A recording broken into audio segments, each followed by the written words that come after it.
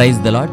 పరిశుద్ధ గ్రంథమైన బైబిల్ నుండి ఈరోజు ప్రశ్న: యెరూషలేము దేవాలయం వద్ద పౌలు ఏ భాష మాట్లాడాడు?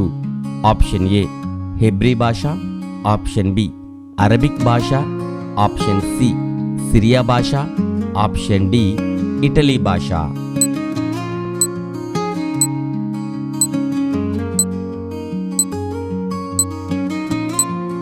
సరి అయిన జవాబు హెబ్రీ భాష.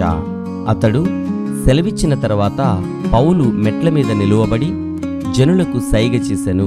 వారు నిశ్శబ్దముగా ఉన్నప్పుడు అతడు హెబ్రీ భాషలో ఇట్లనెను.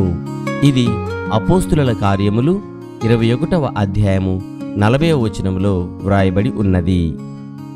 భూమి మీద వర్ధిల్లుచున్న వారందరూ అన్నపానములు పుచ్చుకొనుచు నమస్కారం చేసెదరు.